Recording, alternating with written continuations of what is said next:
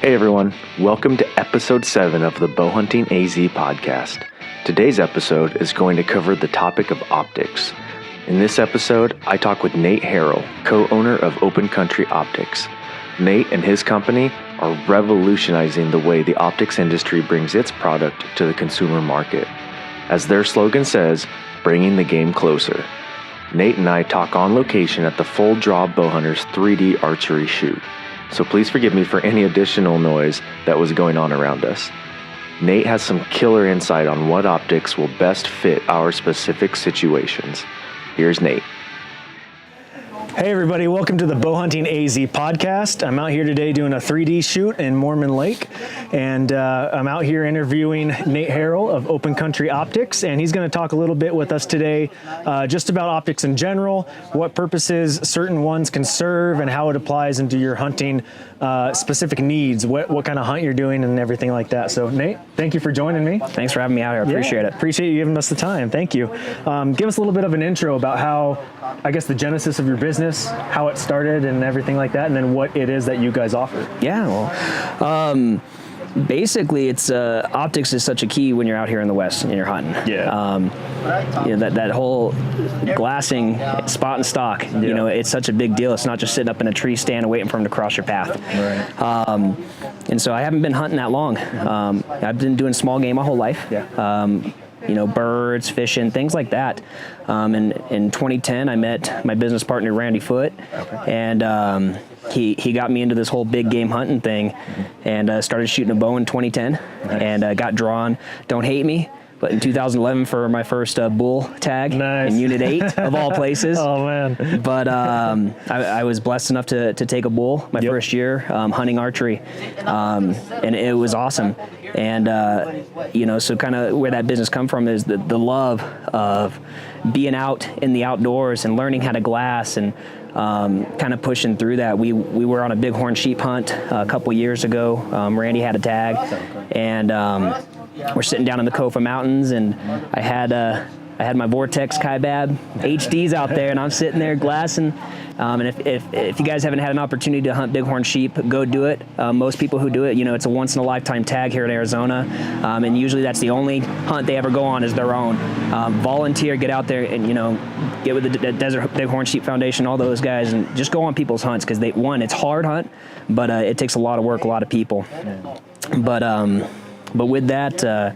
I got out there, I was using my Vortex, and you're glassing 6-8 hours a day. And it's windy, it's hot, it's miserable. And my eyes started hurting after a couple of hours. And Randy had his pair of Swirl 15s, and he's just out there loving life and enjoying it, and didn't have the headache going on. So I started using his optics, and I was like, man, these are awesome. I already knew kind of Swirl, I kind of used them a little bit, but it was that whole thing. I was like, man, I got to get me a pair of these. My wife said no. Shocker. It comes with a huge price tag. But she said no, and I was like, all right, well, I need to figure out how come someone like me can't afford something like this. I don't think that's fair. So I kind of ran through my mind of what I was going to do, and out kind of came Open Country Optics, the rental side of the game. Our whole slogan is bringing the game closer. It's a twofold meaning. Nice. Good play. It's obviously you're out hunting game. Looking through optics, you're bringing them closer to you. You get to identify what you're hunting. You're getting out there, seeing what you're going after, and that's just a big part of it. But it's also about the optics game behind it. And that, the high-end optics game is so expensive for so many people, especially young people getting out into the game. They can't afford it. They end up settling for something less. And I wanted to bring that game kind of closer in for everybody. So I wrote up a business plan last August, and I approached Sona, Swirl of North America, and said, this is what I want to do. And they said, well, nobody does that before. I said, I know. They're like, great. And which there are some other organizations out there that do this. I don't know if they have permission to do it or not, but Swirl said, okay, well, we're going to take a chance on you. This is what you're going to do. We're going to bring you on. So Soro brought us on as their one and only online only optics dealer in the world, which is really cool, and it's kind of like a cornerstone place for us for them to take a chance on us for that. But they allow us to rent their optics and ship them across the U.S.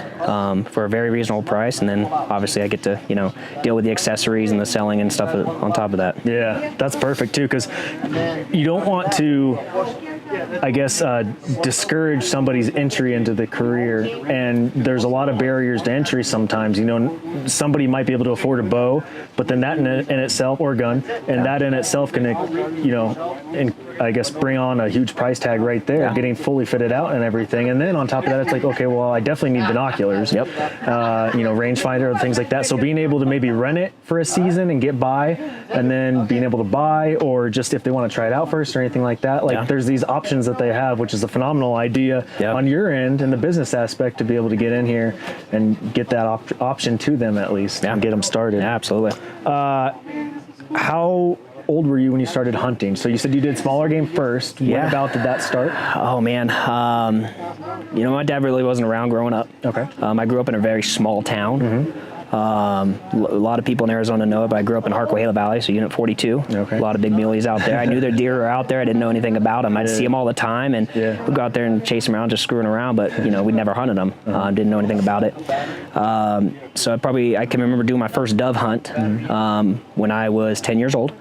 I had a friend of mine, his dad had an extra shotgun, and he took me and my friend out, and he's like, hey, this is how you're going to dove hunt. Nice. So he started taking us out dove hunting. I fell in love with that, bought my first shotgun a year after that, and started dove hunting for years, and then got into fishing in that time too as well. So. Yeah.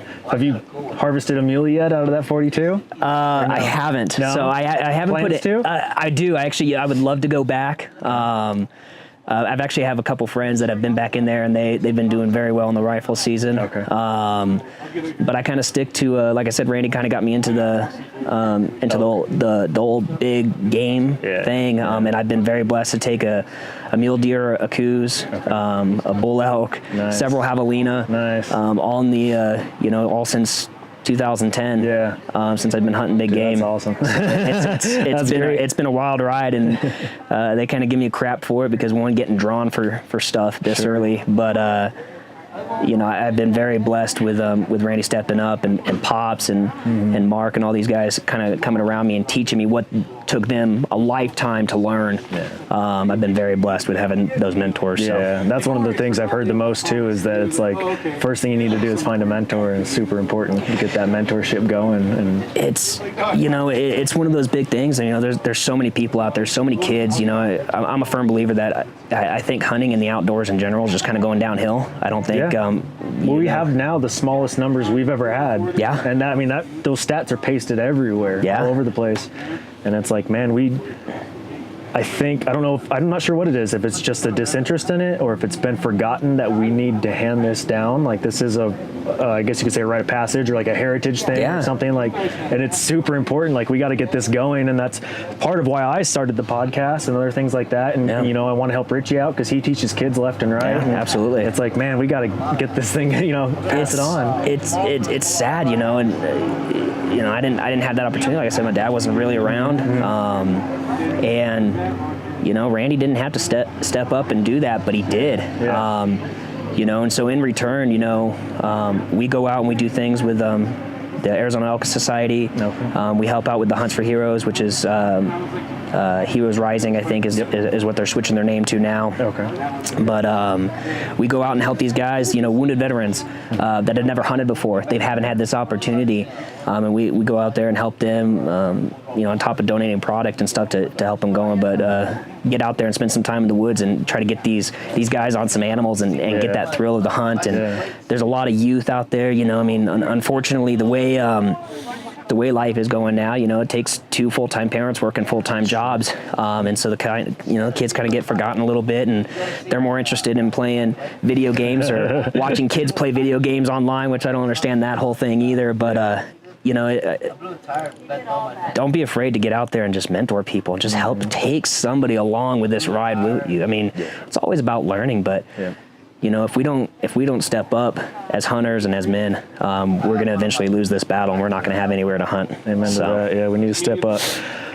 Are you a bow guy, or a gun guy? Man,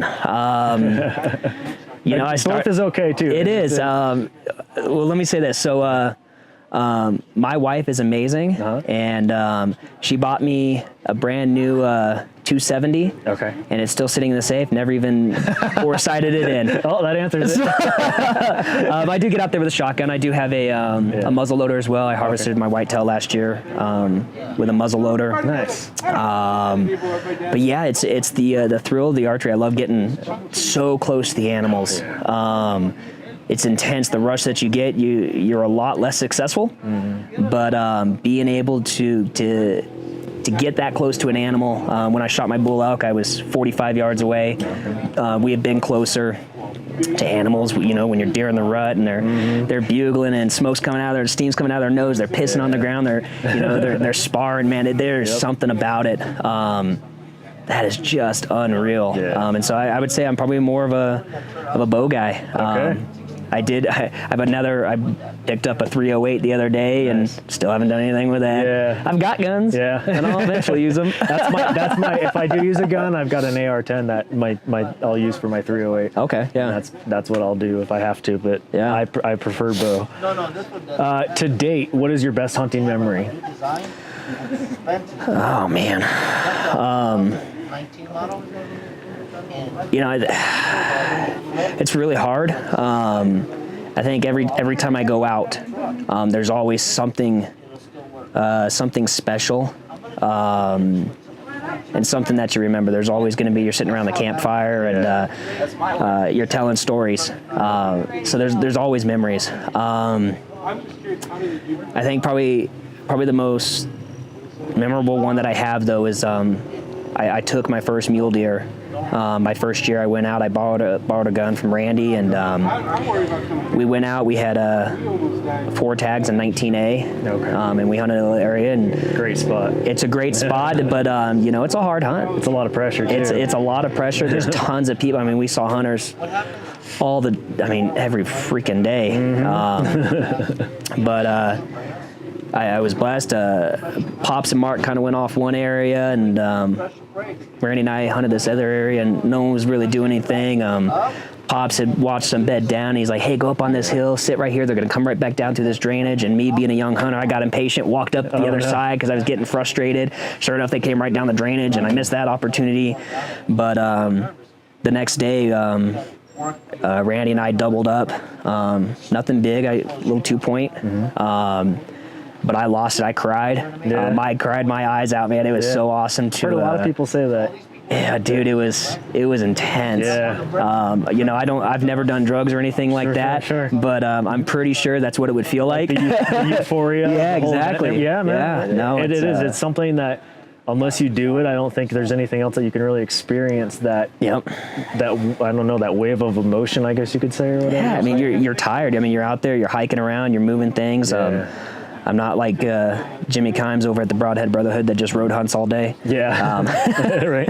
But no, it's fun, man. Just getting out there, and you're tired, you're exhausted, you're up early, you're out late, and you know, elk hunting is a whole nother different story because I mean, we hike and hike and hike for those. But yeah, just first time I took that mule deer, man, I lost it, and I got that thing mounted on my wall. Nice. So it was my first one. You always got to mount the first one. 2-part question. Yeah.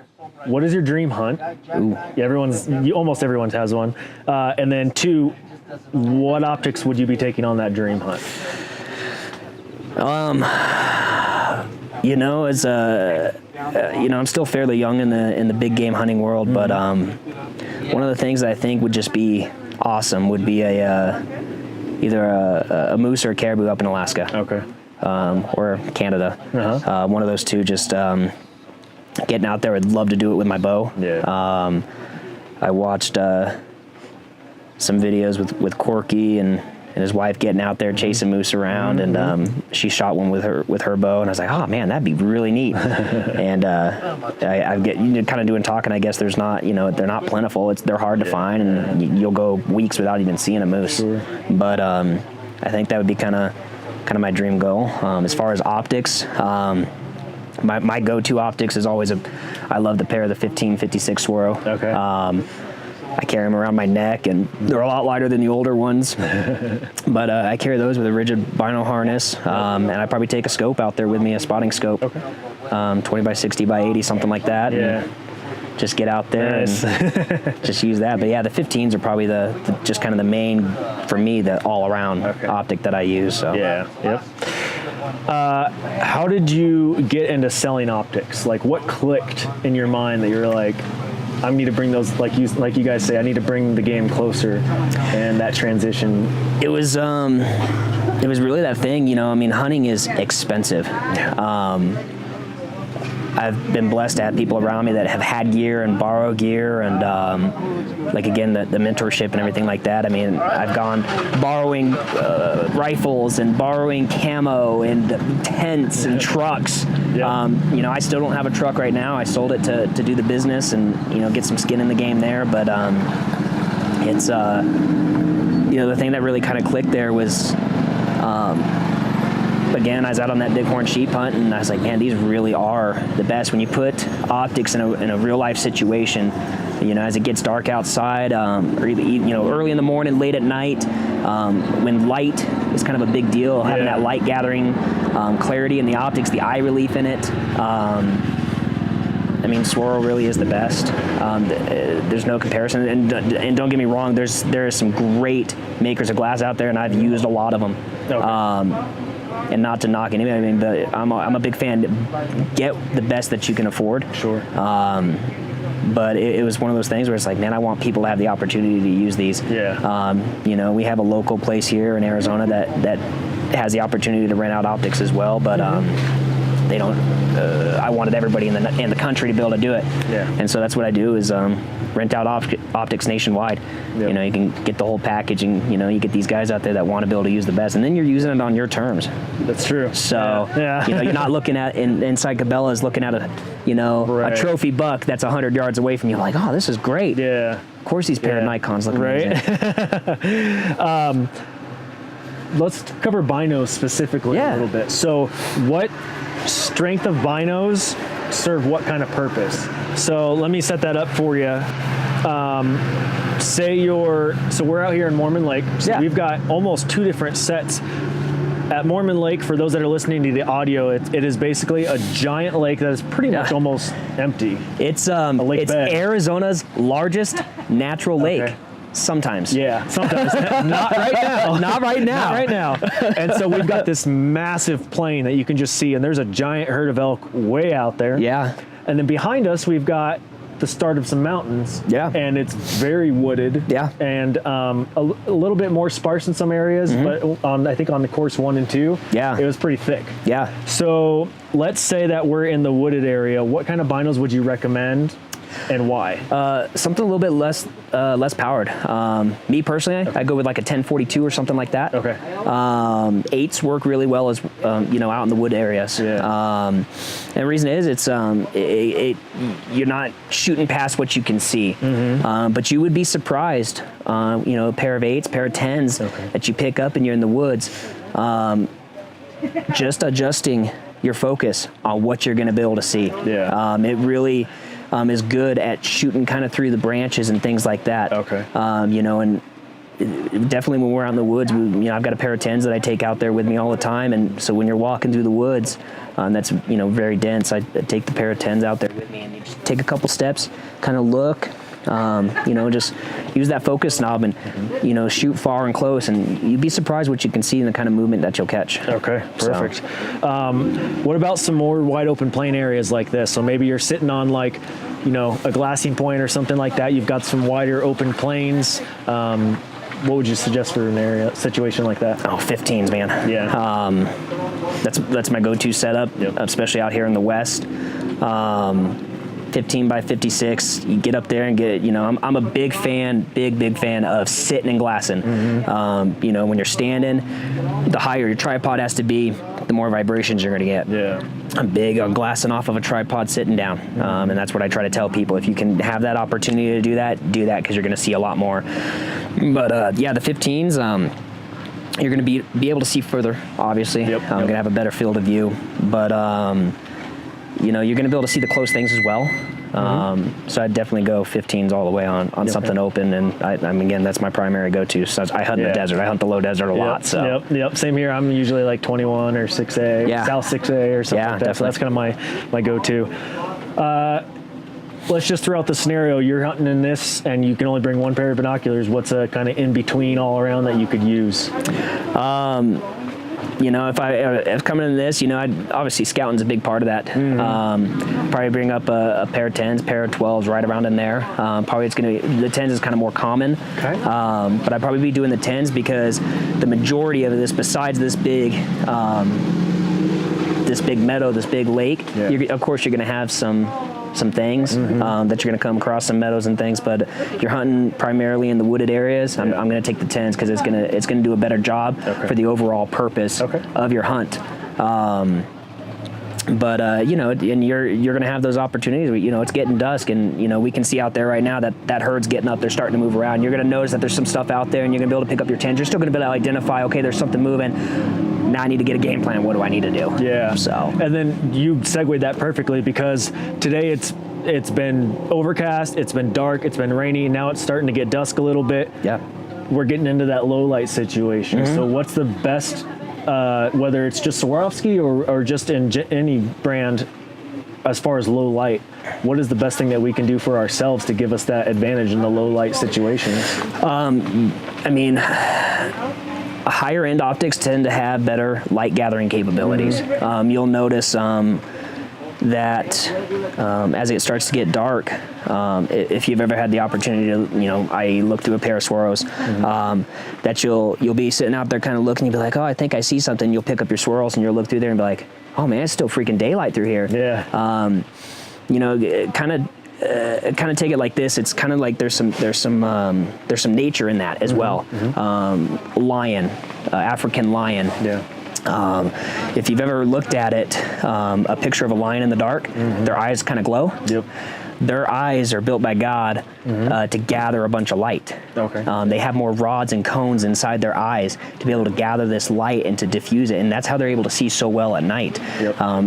African lions have white patches under their eyes, and that's to reflect more light in low light situations up into their eyes and get more of that light. Yeah. Kind of think of it that way, Yeah. Their swirls are kind of built like that lion, where they can gather that light, and you're going to be able to see better looking through there. Yeah. So it's definitely one of those things where it's also very frustrating too, because you'd be like, okay, I've got time to get over there, and they're 2 miles away, and you're like, I don't have time to get over there. There's been a few times where I've been able to see better with my optics than with my eyes. Absolutely. And I'm like, it's so frustrating. I know it's there. Yes, it is. Because you know it's there and you want to go get it, but you're like, oh, I probably shouldn't. Yeah. So, no, absolutely. How to choose a spotting scope? And I feel like that's $1 million question. Yeah. Because there are, oodles of variants. Yeah. And so, and depending on what situation you want to, Steve Ranella, he made a joke on one of his podcasts that he's like, I'm the dude that's glass and game in the other unit that we're not even hunting. And I'm like, oh, but they're over there, but they may come into our unit. Yeah. So how far is too far? And I guess, just how to choose that perfect spotting scope to where you're not going to kind of, be tempting yourself of stuff that's beyond reach. That's not even really a spotting scope question either, because you'll have the same problem with optics in general. Yeah. This is that's kind of a question as we go out and help people, or even if you're not feeling quite up to shape and things like that. Shape is such a big deal. Make sure you are in shape. Yeah. Get out there, work yourself, guys. This is not something it's hard work. Oh, yeah. It's not just something you can wake up one morning and go do. But prepare yourself mentally, physically, for all that stuff. But I think you're gonna. That's a mental question. Okay. I think everybody's going to be their own. Yeah. A lot has to do with the time of season that is, what kind of game that you're hunting. Sure. How much light do you have left? It's going to be one of those questions. Okay, if you're seeing something that's a mile off and you've got an hour left of shooting light, are you going to be able to get onto and make an ethical shot in that amount of time? Right.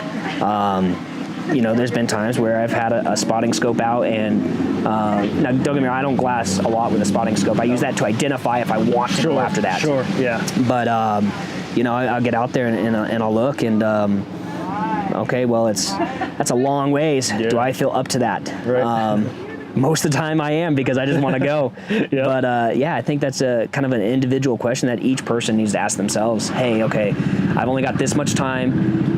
You got to run through your game plan because obviously you're burning daylight. Yeah. Okay, can I get there? Can I make an ethical shot? And do I want to pack it out tonight? Yeah, exactly. That's the thing too, is a lot of times we're not really thinking beyond that. Yeah. Because you're so excited by what you just saw. Yeah. You're like, let's go. Like, Yeah. let's do this. Let's get the kill. And then you're like, oh crap, I Yeah. gotta take it home still. There's been times, man, we've been out and you shoot something at dusk, Yeah. you know, and, you know, then you kind of allow that time, depending on bow, rifle, whatever happens, you know, so you don't jump them or anything like that. You want to make sure it's an ethical shot and that they're down. Mm-hmm. But we've been up at 1 o'clock in the morning packing out things, and it's miserable. You're tired, and then it'll rain on you. I mean, there's always something. But I've always been a fan. Pops always says that, well, the work is over. Now the real work begins. Yeah. After you make the shots. Yeah, that's so true. That is so true.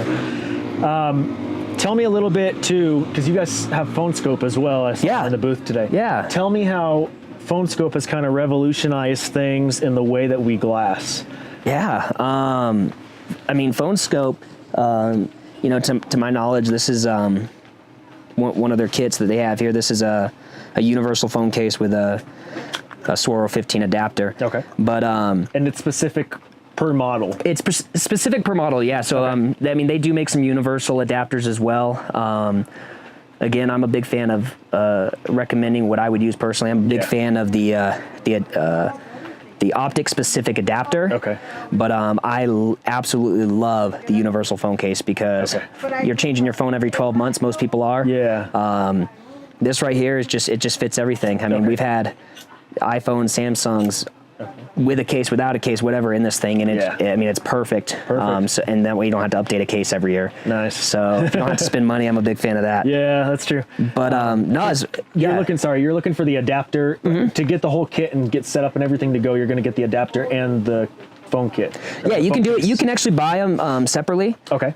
You know, so typically, you know, through Open Country, the case itself is $50. The adapter, depending on what adapter you get, is about $35. You know, setup is $85. Okay. To get you set up on what you're using. So perfect. But no, as far as kind of answer your question, as far as how they're revolutionizing the game, it's just kind of one of those things. I think a lot of people, it used to be back in the day, you had to have a really nice, you know, Canon or Nikon or something like that, and you're getting out there and you're trying to take some photos.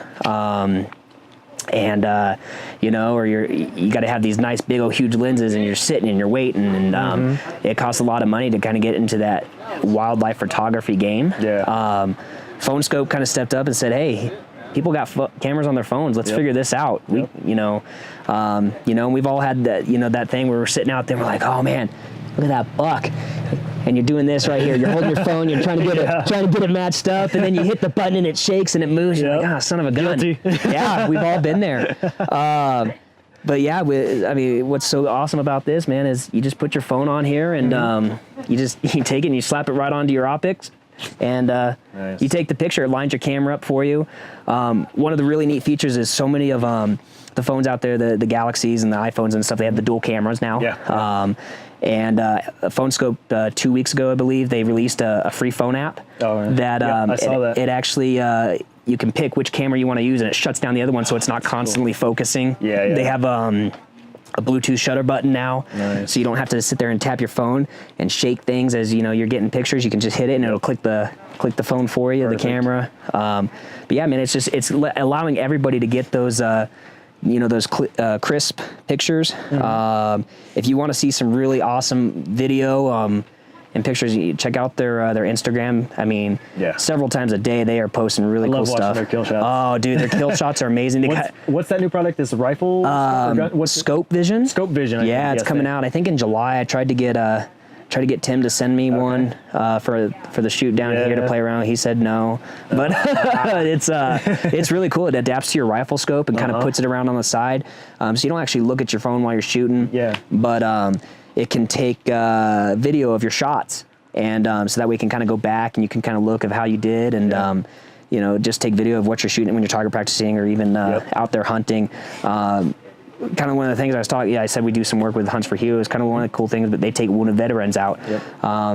With that new scope vision, you can have a mentor sitting there. Hey, you need to come up a little bit. See somebody that has maybe some vision impairment. Maybe from an ID or something like that, fighting or whatever happened, and they can actually have a mentor and they can still get in that game now with the tool. So, I mean, I don't know if that was something that Phone Scope meant to do, but it's kind of how I was like, oh, this is kind of cool. It fills a hole, which is perfect. It fills a hole. Man, I think, they're doing a great job over there, and, they definitely care about helping people out and they want to get people in the field, but it's really cool when you can take a photo and if you're out there scouting, take photos of the, the animal that you're looking at, and then be able to go back and harvest them and have the photos to kind of to help out with that. It's really neat. Yeah, especially if we have some rules change here soon. With the whole trail cam thing.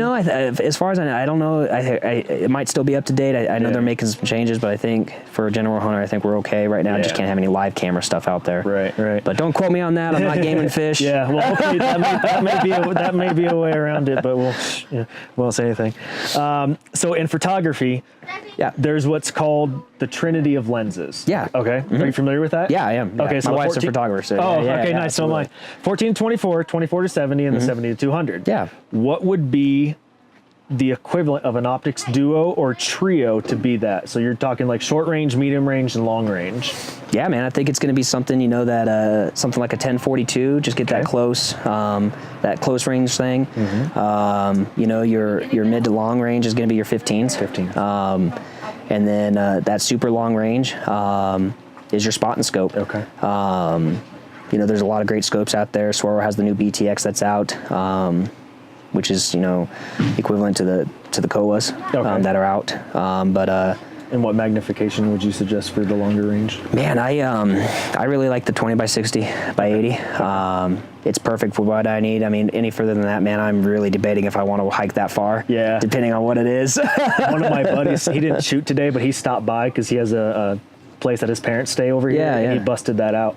The 20 by 60 to 80. And you were looking at those elk over there, and it was like.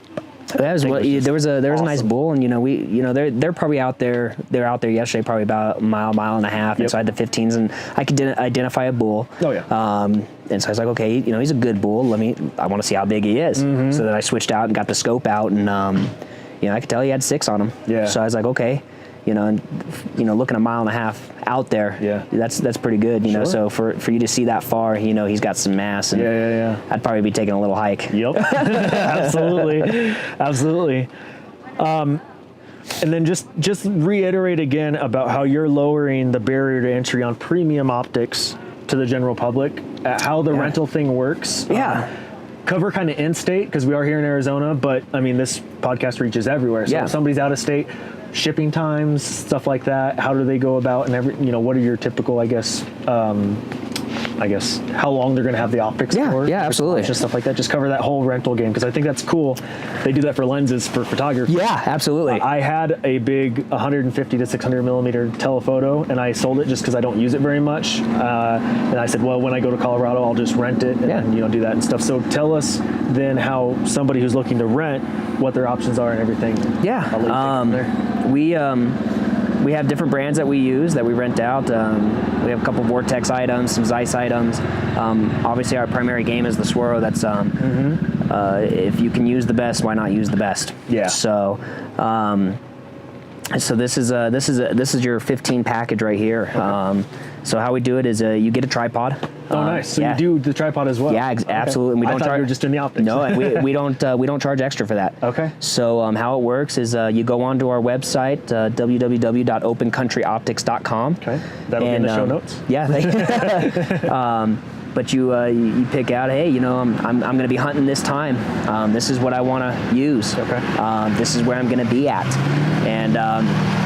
So what we do is we say, okay, you rent your optics, no deposit required. Basically, you pay for your rental. Okay. You do need a driver's license and your credit card to be on file. Sure. I mean, obviously, there's a lot going out there. Sure. But we don't charge you the price of the optics like some other organizations do. Mm-hmm. So no large, $3,000 deposit for your gear to get to you. Yeah. But you say, okay, well, I need the optics to be in my hand on this date, and I'm going to be done, and I can get them back in the mail on this date. Okay. And so what we do is, we use FedEx and UPS. Okay. We have accounts set up with them, and we send out the optics in time for them to reach you. Most of the time, they get there, a day or two early. No extra cost to you for that. Sure. We don't want any of that stuff, but it's customer service. yeah, we want to make sure you have it. Yeah. If you end up staying out on your hunt, let us know.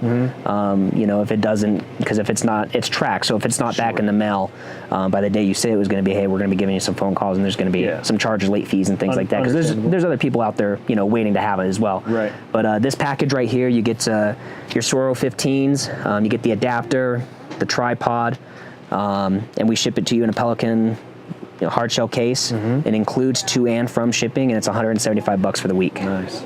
So that's awesome. Anywhere in the continental U.S. We don't ship to Alaska or Hawaii at this time. Just because there's a lot of freight and custom things. If you need that, you need to call us. It's not something we can do online. Call us and we can arrange that for you. We don't ship out of the country. Now, we don't mind that our clients, a lot of guys go out on safaris and things like that, and absolutely you can take that with you, but due to customs, we can't ship it. Sure. So we can ship it to your house, and you can take it out on your, week-long safari and, bring it back. Yeah. You can, purchase optional insurance, which releases you from any damage, besides just regular wear and tear kind of thing, but scratches of lenses, broken lenses, things like that. Yeah. $20 covers it. Probably suggestible if you're doing like a sheep hike or sheep hunt or something like that. Yeah. But we've never had anybody damage the optics. Okay. So there's that too. You can actually add a phone scope on there for $2. Nice. That way you can get some pictures of your once in a lifetime hunt as well.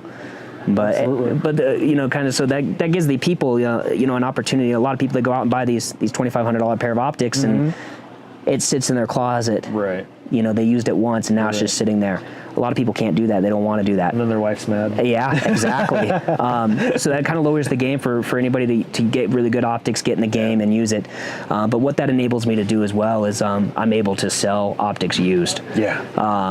And that's kind of where the game really kind of comes into play for us is once my optics gets used, I won't say how many times, but on average, not very many. Yeah. It's extremely slightly used. Okay. And you get you buy it used at a significant discount over a brand new price, and you still get the case and the eye cups and the unregistered warranty card and the Swirl sticker that comes in the box. All this stuff we should hook you all up with all that stuff. Yep. And you still get all that. Yep. And so it saves people a big discount where they're not paying those big box store prices, and you're coming and helping out the small businesses, but you're getting a break on those deals as well. Yeah. So just in case anybody has like a last minute thing that they're doing, they forgot to order glass or something, or they break their binos, do you guys offer any upgraded shipping that they can select? Yeah, you just got to give us a call. Work that out with you? Yeah, okay. Just give us a call. Let us know when you need it by. I mean, obviously there's charges for that. Sure. We can get it to you overnight if that's needed. You're heading out on a hunt and you were out scouting and you dropped your binoculars or you threw them up on the tailgate and you ran over them. Yeah. You need some optics.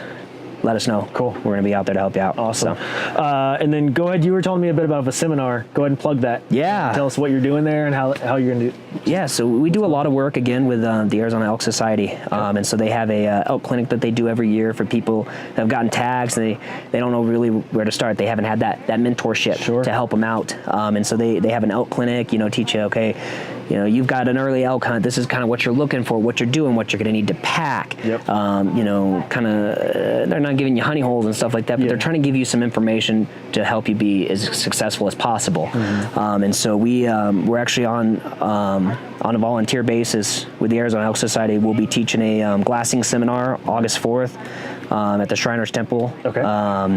But we're going to be teaching a seminar down there. I was actually talking with the guys today. We might be going out and helping with their youth camp, doing some glassing seminars for the youth. So there's a lot of things, man. We just follow us on Instagram and Facebook as well. We try to give out a lot of tips. We spend a lot of time in the field as much as we can between us and our friends. And so we try to give a lot of tips and tactics. And we pose a lot of questions out there, too, because we want people to discuss, hey, if you're in this area and it's this time of day and the wind's blowing this way, what are you going to do? What are you looking for? What are you glassing for?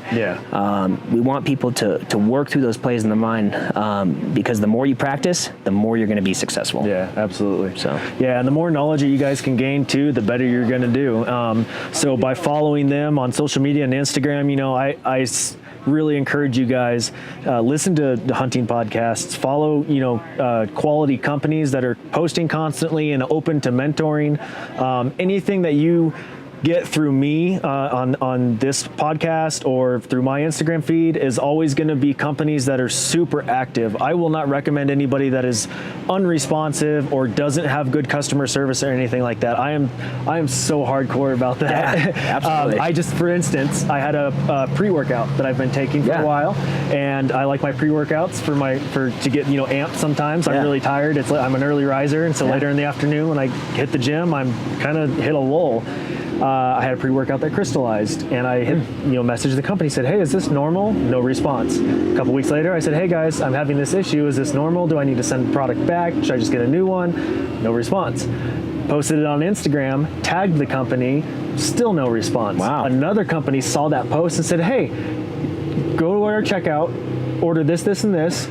Here's a promo code, and we'll send you a bunch of free samples. Let us know if you like it, and we'll take care of you when that's, we'll discuss more later when that's done. I was like, boom, done. I know who I'm going for pre-workouts now. So just anytime that you can find a quality company that's willing to share information, willing to help you out, take care of you, stuff like that, do it. And Open Country Optics is a phenomenal, they've got a great feed. Like he said, you guys are dropping knowledge all the time. So definitely follow them, get a hold of them, reach out. What is your guys' email, contact information, social? It'll all be in the show notes too. Yeah, definitely. You can email us at info@opencountryoptics.com. You can reach me directly at Nate@opencountryoptics.com. Again, our website is www.opencountryoptics.com. Hit us up on Facebook and Instagram. Our Instagram is open_country_optics. But again, we try to stay as active as possible on there. Yeah. You guys have done great. Thanks, man. We appreciate it. But that's how we initially connected too. So that was perfect. Yeah, man. We just want people to be successful. Again, we're not a, we're not a huge company. We're small, and but our goal is if one more person comes into this and they're excited and they're we get that next generation of hunters, then we did our job. So yep, perfect. Well, hey, great. Anything else you'd like to plug or? Nah, man. I just appreciate it. Just again follow us. Just do the best that you can, guys. Don't give up. Don't get discouraged. It's a hard game. Sometimes people are blessed. Sometimes people are lucky. Find a mentor. Don't be afraid to ask questions and learn. And for those guys that are already in the game and that have been successful in doing the thing, go help somebody, man. It's not about you. It's not saying give out your sweet honey holes and things like that, but just take somebody along for the ride. You'd be surprised the kind of friendships and things that'll be built. I mean, somebody taught us how to do it, so we got to pass that on somewhere. Yeah. Absolutely. Cool. Well, hey, thank you for your time. Yeah, I appreciate it. It's been great. We're losing daylight, so we should probably wrap this up. Yeah. If you guys have any questions, feel free to reach out to them. If you have any questions for me, reach out to me, and we'll do anything we can to help you guys. August 4th, they can find all that information on your feed, or? Yeah, we're going to be, as soon as we get the finalized information, they're still working on some finalized details. They haven't opened up tickets for it or anything yet. The end of July is the youth clinic. I know there's still a few spots. It's going to be up in Parks, Arizona, at the Boy Scouts camp. You can find their information at Arizona Elk Society youth camp up there. I know they got a few spots left to open up there, but as soon as we get the clinic open, we'll put that on our feed and let everybody know about it. Sounds good. And then you guys are too going to start a YouTube channel soon, right? Yeah. We're trying to work on it again, just kind of with the whole passing on knowledge. We're working on shooting some videos. Just the basic thing. It's nothing that's super long or anything like that. It's some people don't know just the basics about optics. How to set up your optics to your eye, adjusting the Doppler and, getting on a tripod, just little things, just basic things. I had a customer the other day that purchased a package from us, an entire package, and he couldn't get the optics onto the adapter. He could not figure it out. And I'm just thinking, this is a really simple process. Like, you know what? I need to post a video about this. Just simple things. Things like just having a chair. We talk about, we love to sit. Having a chair, just something basic and simple that you can sit on and glass with. Just basic, simple, 1 to 2 minute videos. But we're still working on editing, getting that stuff up. But as soon as we launch that, we'll get it up on the website, and I'll let you know about it. And sounds good. Pass it along. Awesome. Well, hey, thank you, man. I appreciate your time. Yeah, I appreciate it. Thanks for talking optics with us. Everyone, thanks for watching. Make sure you follow, subscribe, reach out to him if you have any questions. Me, if you have any questions, bowhuntingaz88@gmail.com. Thanks for watching. It's getting dark. We're going to head out, or I'm going to head out. I don't know if you're staying here I'm tonight. going to bed. Are you? There you go. I'm tired, so I'm sure I got a little bit of Monster left for my drive home. And, there you go. That's about it. So have a good one, guys. Thank you again. We'll see you on the next episode. This wraps up another episode of the Bowhunting AZ podcast. I'm sure we'll be doing more with open country optics in the future.